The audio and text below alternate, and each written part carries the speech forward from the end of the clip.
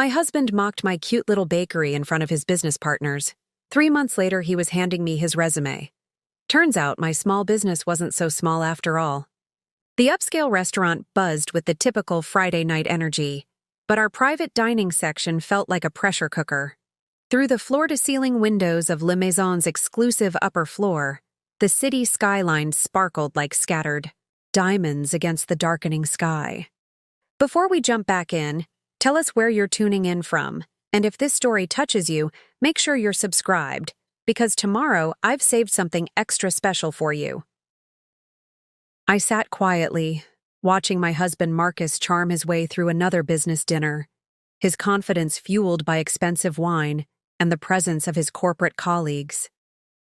The same colleagues who had no idea that the quaint little bakery he loved to joke about was now a multi-million-dollar operation with contracts across the city. The private dining room's warm lighting caught the subtle gold threads in the wallpaper, creating an almost ethereal glow around the table of power players. The air was thick with the scent of truffle risotto and ambition, punctuated by the gentle clink of crystal glasses and forced laughter. "Gentlemen," Marcus raised his glass, his designer watch catching the light. "Let me tell you about my wife's adorable hobby." He turned to me with that familiar condescending smile, the one that had evolved from mildly irritating to ammunition over our 7 years of marriage.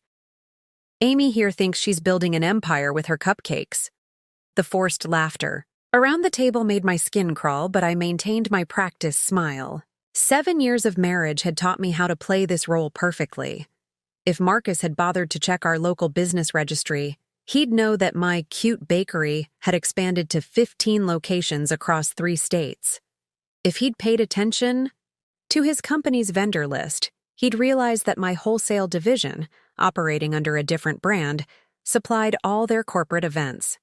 But Marcus never looked beyond the surface of anything that wasn't directly about him. "Tell them about your little delivery van, honey," Marcus continued, winking at David Palmer, his company's CEO. "She thinks she's going to compete with actual food service companies." He emphasized actual with the same tone someone might use to explain reality to a child. I caught Rebecca Torres's eye across the table, noting how she subtly adjusted her designer glasses, our private signal that everything was proceeding as planned. As the head of corporate purchasing for Marcus's firm, she'd signed the contract with my wholesale division just yesterday, a 7-figure deal that would make my company their exclusive supplier. Not that Marcus had ever bothered to look at who signed his company's catering contracts. "It's just something to keep her busy," Marcus explained, signaling for another bottle of wine, his third of the evening. "You know how it is. Some wives need their little projects to feel important." He reached over to pat my hand in what others might mistake for an affectionate gesture, but I felt the subtle pressure behind it, a reminder to play my part. Around us, the city's business elite shifted uncomfortably in their seats. I noticed at least 3 people checking their phones under the table, no doubt connecting the dots between my hobby and the major supplier they'd just partnered with. The tension in the room was palpable, though Marcus, in his wine-induced confidence, remained oblivious to it.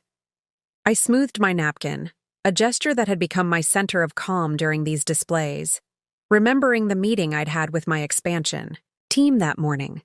Our projections showed we'd hit 9 figures by year's end. The wholesale division alone had grown 300% since Marcus had last bothered to check in on my little project. The acquisition plans sitting in my office safe would push those numbers even higher. "She even has business cards," Marcus chuckled, pulling one from my purse without asking, a habit he'd developed that perfectly exemplified his attitude toward boundaries. "Chief Executive Baker, isn't that precious?" He flashed the card around the table like a magician revealing a particularly amusing trick. What Marcus failed to notice was the small holdings group text beneath my bakery's logo, or the fact that my business card was printed on the same premium stock used by Fortune 500 companies. He'd never noticed much about my business, beyond the single storefront I'd started with, the one he called my expensive hobby when I opened it 7 years ago. The secret to a happy marriage: Marcus continued, his words slightly slurred as he leaned in conspiratorially toward David Palmer, is letting your wife think she's a businesswoman while you handle the real work. Right, honey? He turned to me with that familiar patronizing smile that had cost him more than he could imagine. I took a deliberate sip of water, catching Rebecca's subtle headshake. The timing of tomorrow's announcement couldn't have been better. In less than 12 hours, Marcus would discover exactly what kind of businesswoman he'd been mocking all these years. My phone buzzed silently in my lap. Another update from my legal team confirming everything was in place. The corporate acquisition papers were ready, the press release drafted, and the new management structure approved by the board.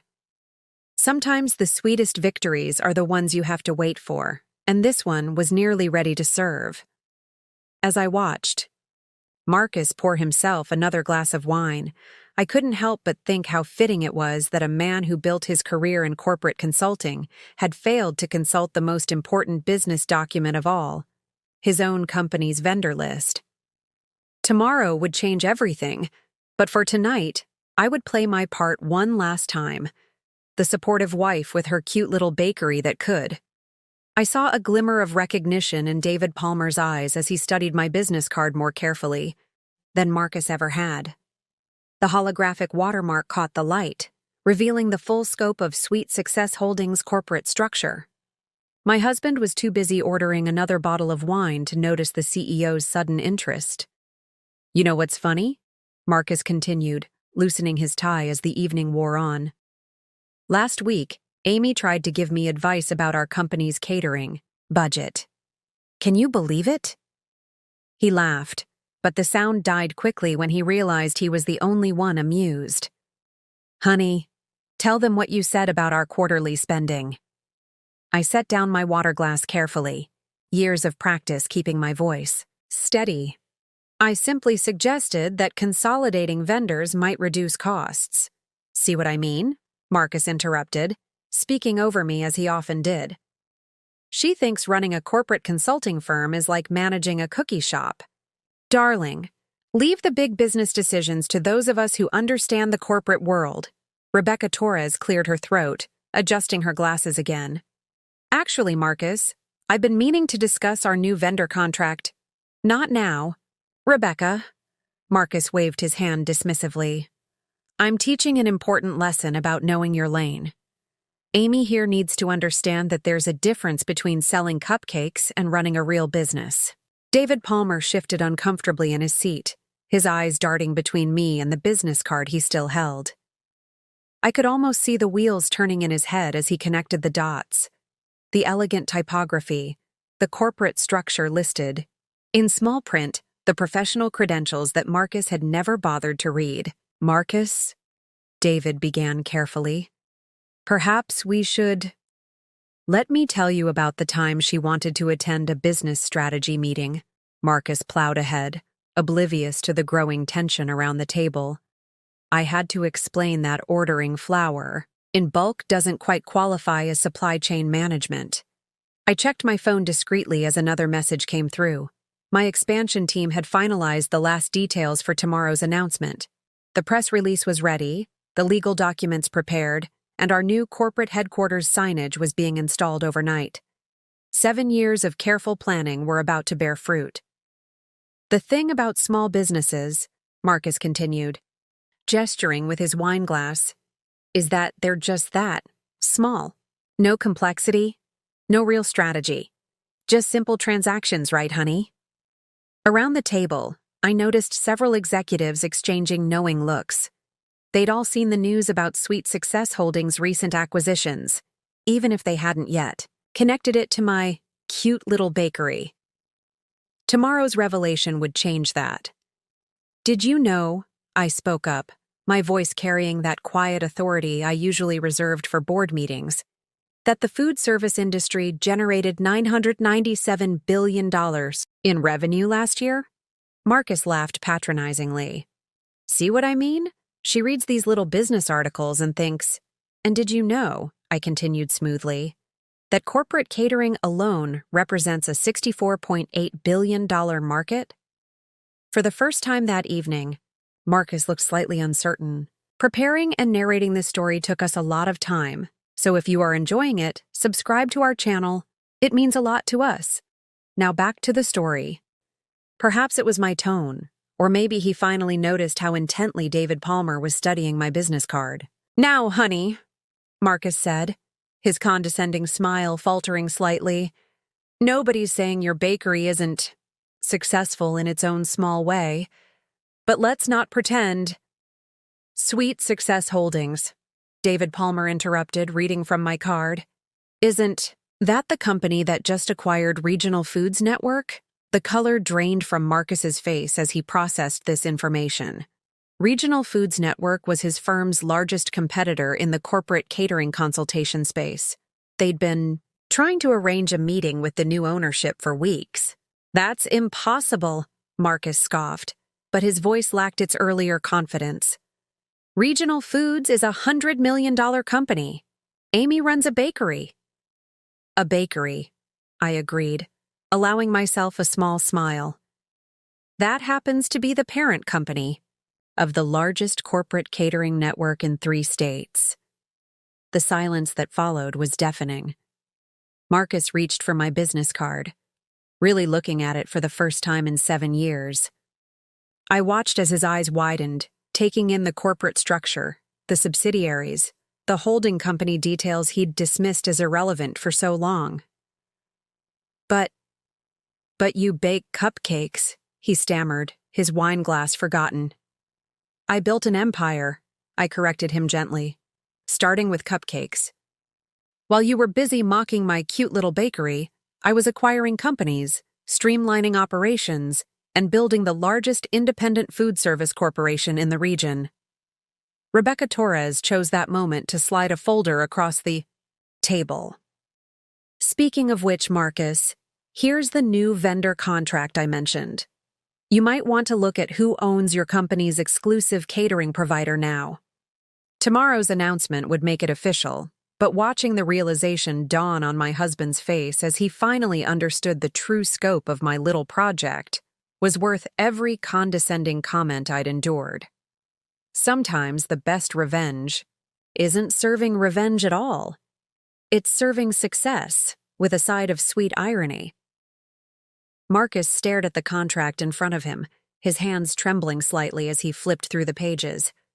Each turn revealed another subsidiary of Sweet Success Holdings, another company I'd built or acquired while he was busy dismissing my business acumen. The wine-induced flush had drained from his face, replaced by a pallor I'd never seen before. "This is..." He swallowed hard, looking up at me with new eyes. "This is a billion-dollar corporation." $1.2 billion, actually, I corrected him gently, after the Regional Foods acquisition. I turned to David Palmer, who was watching the scene unfold with poorly concealed fascination. "I apologize for not being more transparent earlier, David, but I wanted to ensure the merger was finalized before making any announcements." The corporate dining room had grown so quiet you could hear the ice settling in water glasses. Every executive at the table was now openly staring at their phones, no doubt Googling Sweet Success Holdings and discovering just how far my cute little bakery had come. "But you've been working out of that small storefront," Marcus protested. "Weekly. I've seen it. It's just a neighborhood bakery." Rebecca Torres cleared her throat. "That location is actually listed in industry publications as one of the most successful examples of a CEO maintaining direct market connection. Staying close to your roots while building an empire.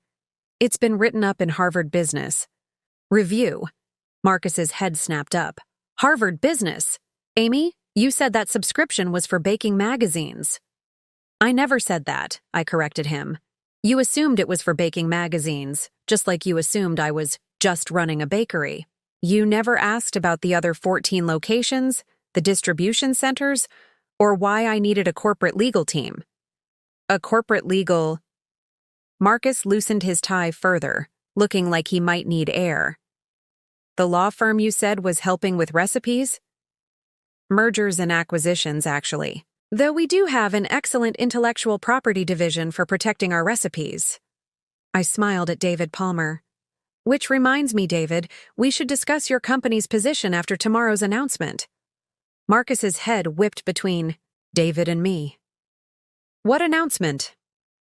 Sweet Success Holdings is announcing its acquisition of Regional Foods Network tomorrow morning, David explained, his tone professional, but with an undercurrent of appreciation.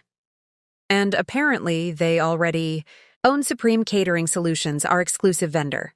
Which means, Rebecca added, sliding another document across the table, your consulting firm now operates under my wife's corporate umbrella. My eyes met Rebecca's, sharing a moment of satisfaction. Our marriage had been a carefully guarded secret in business circles, much like my corporate empire. Marcus's jaw dropped as he looked between Rebecca and me. You two are married? Yes, Rebecca confirmed. Not all wives are interested in being just wives, Marcus. The implications were finally sinking in. His company's largest competitor and exclusive vendor were now both owned by his wife's corporation. The cute little bakery he'd mocked for 7 years had quietly grown into a corporate giant that could determine his professional fate. Why didn't you tell me? Marcus's voice was barely a whisper. I tried, Marcus. Every time I brought up business expansion, you told me to focus on frosting techniques. When I mentioned market analysis, you patted my head and said to leave the big business to you. When I suggested corporate restructuring, you laughed and asked if I was rearranging the display case. David Palmer stood, straightening his jacket. I believe tomorrow's announcement will make things clear. Amy, or should I say Ms. Sullivan, we should discuss the future of our corporate partnership soon. My office? I suggested. The real one, not the bakery. Marcus's head snapped up. Real office? Sweet Success Tower, Rebecca supplied. The 40-story building downtown with the rooftop garden. Though the bakery does make an excellent cover for high-level meetings. Nobody suspects major corporate deals are being made over cupcakes. I stood, smoothing my dress. Marcus, dear, I believe you have some thinking to do. About business, about assumptions, and about what it means to be just anything. I turned to the group. If you'll excuse me, I have a press conference to prepare for. As I walked away from the table, I heard Marcus ask in a dazed voice, She has a press conference? Of course, David replied. Regional Foods Network's acquisition is big news, though probably not as big as the news that the city's fastest-growing corporation is run by someone you dismissed as a simple baker. The sweet taste of success, I've found, is best served with a side of humble pie. The next morning, I sat in my corner office on the 38th floor of Sweet Success Tower, watching the sunrise paint the city skyline in shades of gold and promise. The press conference was scheduled for 9 a.m., but the business world was already buzzing with speculation about the Regional Foods acquisition. My phone hadn't stopped buzzing since I'd arrived at 6 a.m. Marcus had called 17 times, each call going straight to voicemail. He'd also sent 32 texts, ranging from apologetic to desperate as the reality of his situation sank in. The media teams are ready, my executive assistant Jennifer announced, entering with her trademark. Efficiency. CNBC, Bloomberg, and the Wall Street Journal are all set up in the conference room. They're particularly interested in the local bakery to billion-dollar empire angle. I smiled, remembering Marcus's words from just last week. Honey, maybe you should stick to what you know. Nobody cares about a little bakery story. Ms. Sullivan, Jennifer continued, a slight smirk playing at her lips. Your husband is in the lobby, again. Security says he's been there since 7 a.m., showing everyone his driver's license to prove he's married to you. How the tables turn, I mused, adjusting my blazer. What's he saying? Mostly that there must be some mistake. That his wife runs a bakery, not a corporation. Though he did get quite excited when he saw your name on the building. The Sweet Success Tower lobby featured a wall of achievements, chronicling our growth from a single bakery to a corporate empire. Marcus would be seeing for the first time The business awards, the magazine covers, and the acquisition announcements. He'd dismissed as cute little write-ups about your cookies over the years. The board of directors has arrived for the pre-announcement meeting, Jennifer added, including Mrs. Torres Martinez. Rebecca had been my rock through all of this, both as my wife and as a key player in our corporate strategy. We'd met at a business conference 5 years ago, the same conference Marcus had laughed at me for attending, saying I was playing at being a businesswoman. Send Marcus up, I decided. It's time he saw what his little baker has been building. When the elevator doors opened, Marcus stepped out looking like he hadn't slept. His usually immaculate suit was wrinkled, his hair disheveled. The confident swagger from last night was gone, replaced by wide-eyed disbelief as he took in my executive floor. Amy, he breathed, staring at the wall of business magazine covers featuring my face. What? How? Welcome to my office, Marcus. The real one. I gestured to the sprawling space with floor-to-ceiling windows. A bit different from the bakery's back room, isn't it? He wandered in like a man in a dream, taking in the executive suite that was larger than our first apartment. His eyes landed on the scale model of our new corporate campus, currently under construction. All this time, he whispered, when you were working late at the bakery. Board meetings, I supplied. Merger negotiations, strategy sessions. The bakery's kitchen makes an excellent cover for high-level corporate discussions. Nobody suspects major deals are being made over coffee and croissants. But why didn't you tell me? His voice cracked slightly. I'm your husband. I tried, Marcus. For 7 years I tried. But you were so convinced you knew exactly what I was capable of, or rather, what I wasn't capable of, that you never actually listened. Rebecca chose that moment to enter, her presence commanding. As always.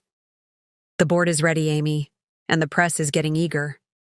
Marcus's eyes widened further as he looked between us. You two know each other? Oh, honey. I couldn't help but smile. Rebecca isn't just my board member, she's my wife. The color drained from Marcus's face as the implications hit him. All those dinner parties where he'd dismissed both. Our business acumen. All those times he'd mocked our little jobs while bragging about his corporate conquests. You're married? He stammered. But what about? Our marriage ended 2 years ago, Marcus, I said gently. The papers you signed without reading? They weren't for a new bakery location. His legs seemed to give out as he sank into one of my visitor chairs. I don't understand. None of this makes sense. You bake cupcakes. I built an empire, I corrected. Him. One that now owns your company, by the way. Which brings us to why you're here. Marcus stared at the manila envelope I placed on my desk, his hands trembling slightly as he reached for it. What's this? Your company's new management structure, I replied, watching him pull out the documents. As of this morning's announcement, your consulting firm operates under the Sweet Success Holdings umbrella, which means some changes are in order. The morning sun streamed through the floor-to-ceiling windows, illuminating the city sprawling below us. 7 years of watching Marcus underestimate me had led to this moment. The press conference would begin in 20 minutes, but first he needed to understand exactly what his years of condescension had cost him. You're demoting me? His voice cracked as he scanned the papers. Actually, I'm offering you a chance to keep your job, I corrected him, though not as CEO. That position will be filled by someone who actually reads contracts before signing them. Rebecca stepped forward, her heels clicking purposefully on the marble floor. We've reviewed your company's performance over the past 5 years, Marcus. The numbers are less than impressive. The irony, I added, unable to resist, is that if you'd listened to my suggestions about vendor consolidation and supply chain management, you know, the ones you laughed off as cute little bakery talk, your company might not have been so vulnerable to acquisition. Marcus loosened his tie, looking lost in my expansive office. But you're a baker. I'm a CEO who happens to love baking, I corrected him. Just like I'm a corporate strategist who enjoys creating new recipes. One doesn't negate the other, Marcus. Your inability to see that has been your biggest failure. Jennifer appeared at the door. Ms. Sullivan, the press is ready, and the Regional Foods Board members have arrived for the signing ceremony. Marcus's head snapped up. Regional Foods? The company that's been trying to buy us out? The company I just acquired, I clarified. Along with your firm and 3 other major players in the corporate consulting space. As of this morning, Sweet Success Holdings is the largest independent business services provider in the region. All those times you were at the bakery, Marcus whispered. I was building this, I gestured to the empire around us. Every time you mocked my little business meetings at the bakery, I was negotiating multi-million-dollar deals. While you were laughing about my cookie sales, I was orchestrating corporate takeovers. The bakery wasn't just a business, Marcus. It was the perfect cover for building something bigger. Rebecca checked her watch.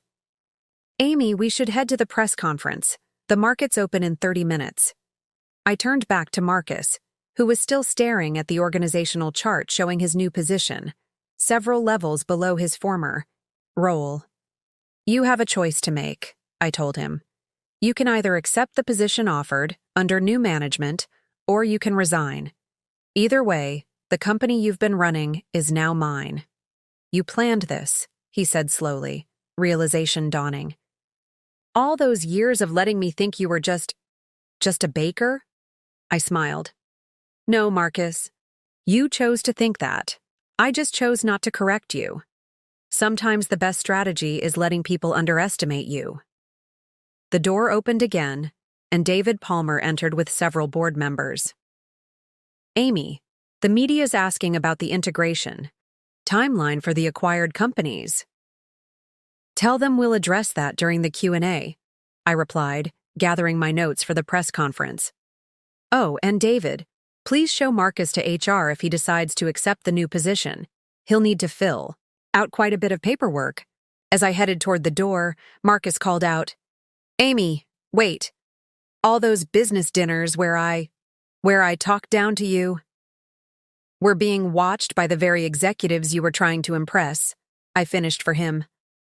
Funny how things work out, isn't it? The wife you thought needed business explained to her now owns your company. I paused at the door, turning back one last time. You know what the secret to success is, Marcus? It's not about who speaks the loudest or brags the most. It's about building something solid, brick by brick.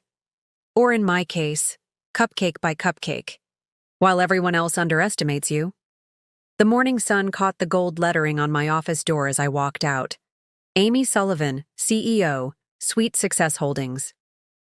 Below it, in smaller text, was the line that had been there since day one, the one Marcus had always found so amusing. Every empire starts with a single cupcake. As I stepped onto the stage for the press conference, cameras flashing and reporters calling my name, I couldn't help but smile. Sometimes the biggest success stories start with the smallest beginnings, and the sweetest revenge is serving it with a side of humble pie. 3 months later, I sat in the same office, reviewing our quarterly reports. Marcus had accepted the position, several rungs down the corporate ladder, and was finally learning what it meant to work for someone who understood both business and baking.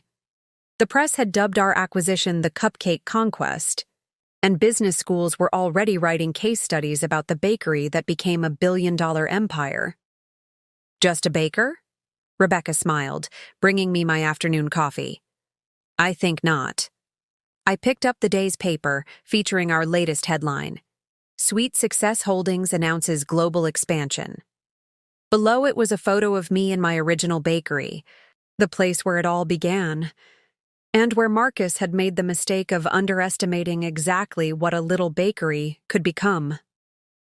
The Forbes interviewer adjusted her recorder as I showed her around my original bakery location.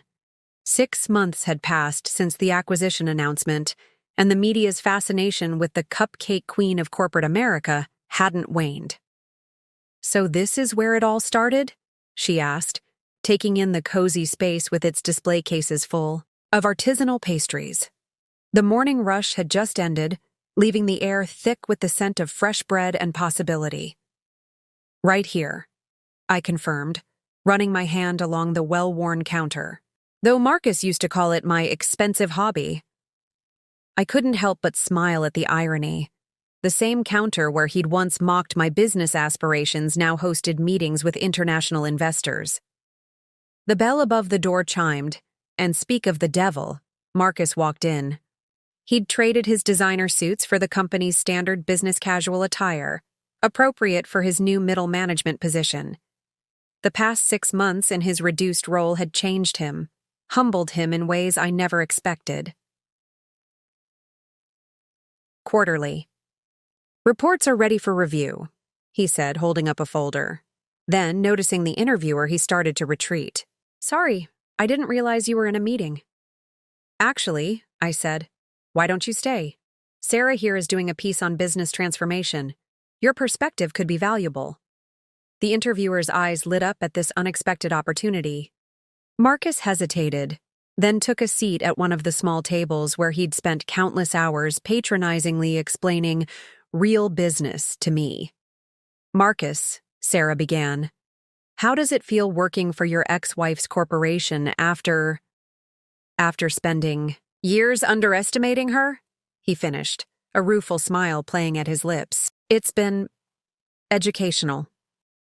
"Did you know Amy completed her MBA while running this bakery?" "I didn't. I was too busy telling everyone she was playing entrepreneur to notice she was actually becoming one. I busied myself with arranging a fresh display of macarons, letting Marcus continue. This was the first time he'd spoken publicly about our role reversal. "The day of the announcement," he continued, "I found out that half the business meetings I'd been chasing for years had already happened, right here in this bakery. While I was networking at expensive restaurants, Amy was closing million-dollar deals over coffee and croissants. The bakery was the perfect cover," I added, rejoining the conversation. "Nobody suspects major corporate negotiations are happening at a corner cafe." Every time Marcus bragged about his power lunches, I was hosting board meetings in our private tasting room. Sarah turned to Marcus. "And now you report to the woman you once dismissed as just a baker?" Marcus adjusted his company ID badge, the same one he'd initially refused to wear, claiming there must be some mistake. "I report to the CEO who built a billion-dollar empire while I was too arrogant to see what was happening right in front of me." "It's actually quite poetic," Rebecca's voice came from the doorway. She'd arrived for our daily strategy meeting, impeccable as always in her designer suit. The man who thought he had to explain business to his wife now learns business principles from her company's training program. Marcus flushed slightly but held his ground. These months working under the corporate structure he'd once mocked had taught him humility, and perhaps something more valuable. "You know what the biggest irony is?" he said, addressing the interviewer but looking at me. "All those times I laughed at Amy's little business meetings at the bakery. She was building something I could only dream of. While I was shouting my success from rooftops, she was quietly creating an empire." I watched him gather his papers, preparing to return to his cubicle, such a change from his former corner office. "The quarterly reports look good," he added professionally. "The integration of regional foods is proceeding ahead of schedule." As he left, Sarah turned to me. "That must be satisfying having him work for you now." I considered her question as I pulled a fresh batch of my signature lavender macarons from the kitchen. "The satisfaction isn't in having him work for me," I replied. "It's in finally being seen for who I've always been. Not just a baker, not just a wife, but a businesswoman who understood that the sweetest success comes to those who let others underestimate them." Rebecca smiled, helping herself to a macaron, though the look on his face when he realized his little baker wife owned his company was pretty satisfying too. The interview continued as the afternoon sun streamed through the bakery's windows. illuminating the space where I'd built my empire one cupcake at a time. On the wall, framed next to our first dollar, hung the business card Marcus had once mocked. Chief Executive Baker, now a badge of pride rather than a source of condescension. Sometimes the best revenge isn't about getting even. It's about rising above, building something extraordinary, and letting success speak for itself. Though watching your doubters eat humble pie certainly adds a sweet finishing touch. 1 year after the acquisition that shook the business world, I stood at the podium in Harvard Business School's largest auditorium. The room was packed with MBA students and faculty, all eager to hear about the cupcake strategy that had become a case study in corporate stealth expansion. The key to building an empire, I began, catching sight of Marcus in the back row. He'd asked to attend today's lecture. Isn't always about being the loudest voice in the room. Sometimes it's about letting others underestimate you while you quietly build something extraordinary. The projection behind me showed the growth chart of Sweet Success Holdings, from single bakery to billion-dollar corporation. Each milestone was marked with a small cupcake icon, drawing chuckles from the audience. 7 years ago, my then-husband told me that running a bakery wasn't real business, I continued, watching Marcus shift uncomfortably in his seat. He said I needed to leave corporate strategy to those who understood it. What he didn't realize was that every weekend I spent experimenting with recipes was actually time spent developing our expansion strategy. A student raised her hand. Ms. Sullivan, how did you manage to keep such massive corporate acquisitions secret while operating from a small bakery? I smiled, remembering all the times Marcus had mocked my cute little office in the bakery's back room. The beauty of being underestimated is that nobody looks too closely at what you're doing. While my husband was bragging about his corporate dealings at expensive restaurants, I was closing multi-million-dollar deals over coffee and scones. Rebecca, who had joined me for the presentation, stepped forward. The bakery strategy was brilliant, she added. Who would suspect that major corporate negotiations were happening in a cozy cafe? It became our competitive advantage. While other companies fought for attention in boardrooms, we were building relationships and trust in a more comfortable environment. Another hand shot up. Is it true that your ex-husband now works for the company? I caught Marcus's eye across the room. He nodded slightly, giving me permission to share his story. Marcus now heads our corporate humility training program, I revealed, causing surprised murmurs through the audience. Who better to teach about the dangers of underestimating others than someone who learned that lesson firsthand? Marcus stood up, surprising everyone by walking to the front of the room. We hadn't planned this, but sometimes the best moments are unscripted. I spent years, he began, his voice carrying across the silent auditorium, telling everyone that my wife was just a baker. I laughed at her business cards, mocked her meetings, and dismissed her suggestions. Meanwhile, she was building one of the most innovative corporate structures I've ever seen. The students were frantically taking notes as Marcus continued. I was so convinced I knew what success looked like that I missed it happening right in front of me. While I was trying to impress people with my corporate title, Amy was quietly acquiring companies that would eventually include my own, the site. Lesson, I added, isn't about revenge or power plays. It's about recognizing that success doesn't always wear a designer suit or demand attention. Sometimes it wears an apron and serves fresh-baked ideas that change the business world. A professor raised his hand. Your strategy of using the bakery as a corporate meeting space has revolutionized how we think about business environments. Was that always part of the plan? Actually, I shared, it evolved naturally. I noticed that when people met in my bakery, instead of a sterile conference room, they were more relaxed, more creative, more willing to explore possibilities. While other executives were fighting for the fanciest restaurants, I was building genuine connections over fresh pastries and coffee. Rebecca stepped forward again. The just a baker stereotype became our secret weapon. Nobody suspected that the woman in the apron calculating ingredient costs was actually calculating corporate acquisitions. As the lecture continued, I could see the students' perspectives shifting. They were learning that true business acumen isn't about fitting someone else's mold. It's about finding your unique advantage and having the courage to build something authentic. Last week, I concluded, Sweet Success Holdings announced its international expansion. The small bakery that my ex-husband once called a cute hobby now employs over 10,000 people across 3 continents. And yes, we still serve the best cupcakes in town. The applause was thunderous, but the most meaningful response came from Marcus, who had tears in his eyes as he rejoined me at the podium. I used to think I needed to teach Amy about business, he admitted to the crowd.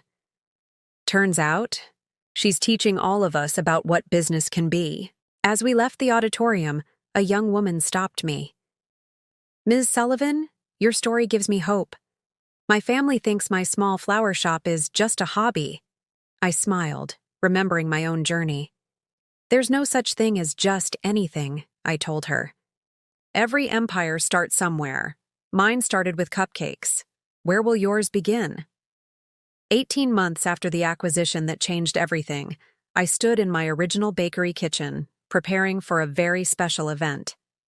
The warm aroma of vanilla and success filled the air as I put the finishing touches on a cake that represented everything my journey had become. Is everything ready? Rebecca asked, entering through the back door that had once been my secret passage to corporate meetings. She was carrying the latest copy of Fortune magazine, the one with my face on the cover, titled, From Cupcakes to Corporate, How One Woman's Little Bakery Changed Modern Business. Almost, I replied, adding the final golden details to the cake. How's the setup going next door? Next door was now Sweet Success Institute, a business incubator I'd created specifically for underestimated entrepreneurs. The space that Marcus had once dismissed as a waste of good retail frontage now housed dozens of small business owners building their own empires. The graduates are getting nervous, Rebecca smiled. It's not every day they present their business. Plans to the CEO who turned a bakery into a billion-dollar corporation.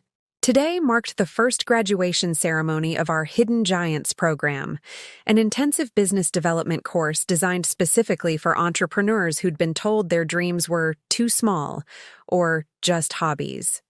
Marcus appeared in the doorway, looking different than he had during his corporate consulting days. The designer suits were gone, replaced by casual business wear and an authentic smile. His role as head of our humility training program had transformed him as much as it had our corporate culture. The press is here, he announced. They're particularly interested in interviewing the flower shop owner who's now running a nationwide sustainable agriculture program. I smiled, remembering the young woman who'd approached me after my Harvard lecture. She'd taken our program's lessons about hidden potential and quiet growth to heart, turning her cute little flower shop into a revolutionary force in sustainable farming. You know what's funny? Marcus said, helping me box up the celebration cake. I remember standing in this exact spot, telling you that real business happens in boardrooms, not bakeries. Now Fortune 500 CEOs wait months for a chance to have a strategy session here. The bakery's private tasting room, once my covert corporate command center, had become the most exclusive meeting space in the business world. There was now a 6-month waiting list for what we called our cookie conferences. High-level business meetings conducted over fresh pastries and coffee. The best part, Rebecca added, is that half of them don't even realize they're meeting. In the same room where we planned the regional foods acquisition, I carried the finished cake through to the Institute's main hall, where 50 graduates waited to present their business plans. Each of them had a story similar to mine. Small business owners with big dreams, entrepreneurs whose ideas had been dismissed or underestimated. Before we begin, I addressed the crowd, I want to share something with you. This cake isn't just for celebration, it's a reminder. The sugar flowers represent growth, the golden details represent value, and the seemingly simple structure holds layers of complexity. Just like each of your businesses. Marcus stepped forward, no longer the condescending husband, but a humbled ally in our mission to change business culture. When Amy first told me about this institute, I thought she was being too optimistic. I said, "Not everyone can turn a bakery into a corporate empire." But looking at all of you today, I realize I'm still learning not to underestimate people. One by one, the graduates presented their plans. There was a dog walker who'd developed an AI-powered pet care network, a house cleaner who'd created an eco-friendly cleaning products corporation, and a gardener who'd invented a revolutionary urban farming system. You see, I concluded as the presentations ended, there's no such thing as just a baker or just a dog walker or just anything. Every business, every dream has the potential to change the world. Sometimes the biggest ideas come in the smallest packages, or in my case, in a cupcake wrapper. As we celebrated with cake and coffee, I caught sight of my original Chief Executive Baker business card, now framed on the Institute's wall of inspiration. Below it was the quote that had become our motto: "Success doesn't shout, it rises, quietly, like the perfect soufflé." Marcus joined me in admiring the wall. "I spent so many years looking down on your little bakery," he mused. "I never realized I was standing in the middle of a revolution." "That's the beauty of underestimation," I replied, watching our graduates celebrate their achievements. "It gives you the freedom to build something extraordinary while everyone else is looking the other way." The Sweet Success Institute had become more than just a business incubator. It was a testament to the power of quiet ambition and patient growth. Every graduate represented another small business ready to rise beyond expectations, another entrepreneur ready to turn just a hobby into something remarkable. And as I cut the celebration cake, surrounded by the next generation of business innovators, I couldn't help but smile. Sometimes the sweetest success isn't in proving others wrong. It's in proving yourself right, one small victory at a time. 2 years after the acquisition that transformed the business world's understanding of small business, I sat for an intimate interview in my original bakery. Time magazine had chosen me as their Person of the Year, not just for my corporate success, but for the movement it had inspired. "Looking back," the interviewer asked, adjusting her recorder on the same table where Marcus had once explained real business to me, "did you ever imagine your bakery would spark a global revolution in business thinking?" The morning sun streamed through the windows, catching the golden lettering on our wall. "Every empire rises one dream at a time." The bakery still opened at 6 a.m. every day, still served the same recipes that had started it all. But now it was also a pilgrimage site for entrepreneurs worldwide. "You know what's remarkable?" I responded, watching our latest batch of business incubator participants gather for their morning strategy session. The bakery was never just a bakery. It was proof that success doesn't need to follow someone else's recipe. The Sweet Success Institute had now expanded to 30 locations worldwide, each one attached to a working bakery. We'd graduated over 1,000 entrepreneurs from our program, with a combined business valuation exceeding $10 billion. Every success story had started with someone being told their dream was too small or just a hobby. Marcus entered, carrying a fresh tray of croissants. His transformation from condescending executive to passionate mentor had become its own case study in personal growth. "These are for the tech startup group," he explained. "They're presenting their AI platform to investors today." "The same table where you used to mock my business plans?" I couldn't resist teasing. He smiled ruefully. "The same table where I proved that the biggest business mistake is underestimating someone's potential." The interviewer leaned forward. "Your story has inspired thousands, but it's also changed how major corporations approach innovation. Can you talk about the bakery boardroom phenomenon?" I laughed, remembering how revolutionary it had seemed when we first started hosting corporate meetings in our tasting room. Now, Companies worldwide were creating informal, comfortable spaces for business negotiations. The stuffy boardroom was becoming as outdated as the notion that size determined success. Sweet success. Holdings now owns 60% of the corporate consulting market, the interviewer noted. But you still work from this bakery every morning. Why? Because this is where real business happens, I explained, gesturing to the diverse group of entrepreneurs working at various tables. In comfortable spaces where people feel free to dream big. Every morning, I bake alongside our incubator participants. We talk strategy over coffee, plan expansions while frosting cupcakes, and prove that you can build an empire without losing touch with where you started. Rebecca arrived, impeccably dressed as always, but now wearing one of our signature aprons over her designer suit. Board meeting in 10 minutes, she announced. We're finalizing the expansion into Asia. In the bakery? The interviewer asked. Always in the bakery, Rebecca confirmed. There's something about the aroma of fresh bread that makes even the toughest negotiations more productive. The bell above the door chimed as David Palmer entered, now our head of international operations. The Tokyo team is on video conference, he announced. They love the idea of combining traditional Japanese pastries with corporate training spaces. I stood, smoothing my apron. Would you like to observe a real board meeting? I asked the interviewer. See how the just a baker runs a global corporation? As we moved to the private tasting room, I caught sight of my reflection in the window. I was wearing the same type of apron I'd worn when Marcus first dismissed my business ambitions, but now it was accessorized with the quiet confidence of someone who had transformed an industry. One last question, the interviewer said as we walked. What's next for the woman who turned a bakery into a business revolution? I smiled, thinking of the hundreds of underestimated entrepreneurs currently working through our program. We're not just building businesses, I replied. We're baking up a whole new definition of success.